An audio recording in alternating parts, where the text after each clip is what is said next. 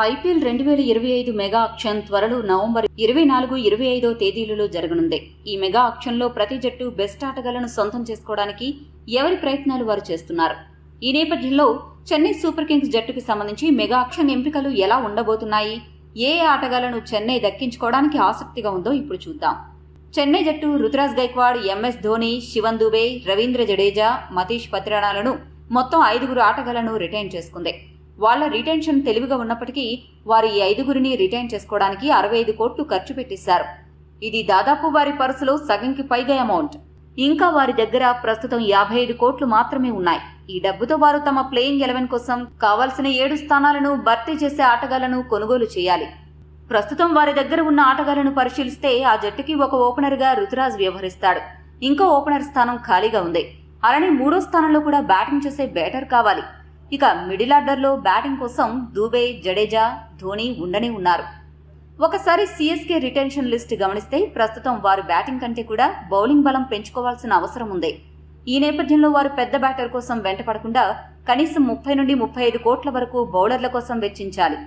ఈ నేపథ్యంలో మొదటగా టాప్ ఆర్డర్లో మిగిలి ఉన్న 2 స్థానాలలో ఓపెనర్ స్థానం కోసం చెన్నై జట్టు రచిన్ రవీంద్ర లేదా డెవాన్ కాన్వేలలో ఒకరి కోసం రైట్ టు మ్యాచ్ కార్డును ఉపయోగించే అవకాశాలు ఎక్కువగా ఉన్నాయి.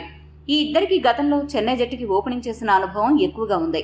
ముఖ్యంగా Devon Conway, Ruturaj Gaikwad opening CSK జట్టుకి మంచి ఫలితాలను ఇచ్చింది.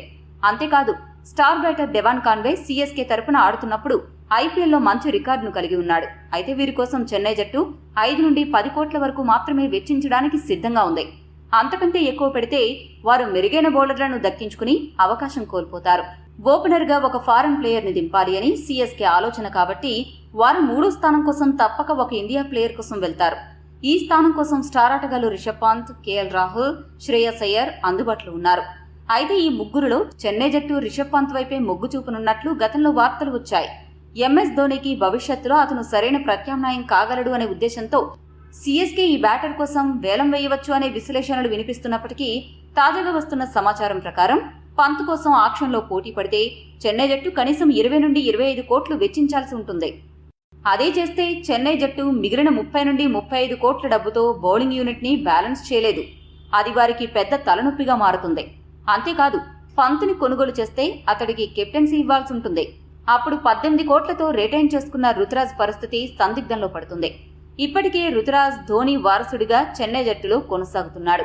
ఈ సమీకరణాలన్నీ దృష్టిలో పెట్టుకుని పంత్ కోసం వేలంలో చెన్నై వెళ్లాలా వద్దా అనే ఆలోచనలో పడింది.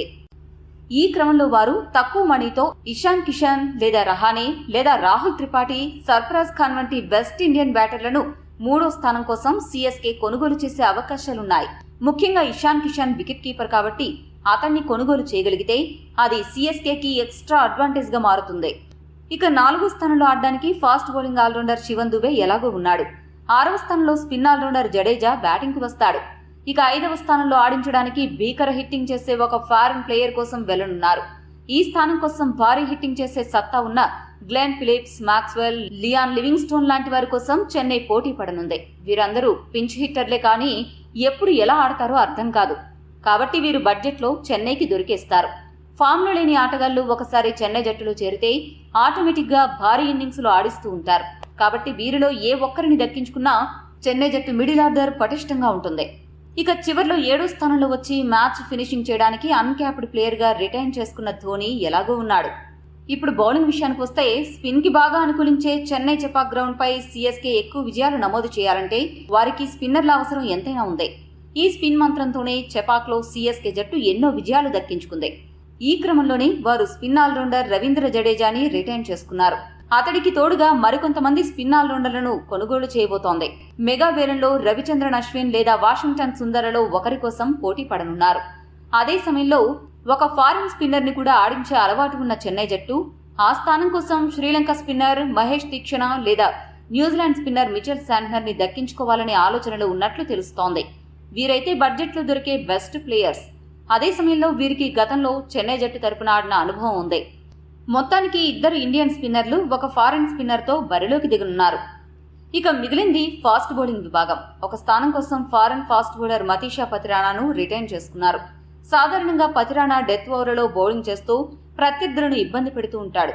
అతడికి తోడుగా అటు డెత్లో ఇటు పవర్ ప్లేలో బౌలింగ్ చేసే ఫాస్ట్ బౌలర్ల అవసరం చెన్నైకి ఎంతైనా ఉంది. చెపాక్ పిచ్ స్పిన్కి అనుకూలం కాబట్టి వారు ఫారిన్ స్పిన్నర్ని ఆడించే అవకాశం ఎక్కువగా ఉంది. కాబట్టి వారు ఇంకో ఫారిన్ ఫాస్ట్ బౌలర్ కోసం వెళ్లే ఆలోచన దాదాపు చేయరు. ఈ నేపథ్యంలో వారు ఫాస్ట్ బౌలింగ్ విభాగంలో ఉన్న ఖాళీని భర్తీ చేయడానికి ఇండియా ప్లేయర్స్ వైపే మొగ్గు చూపుతారు.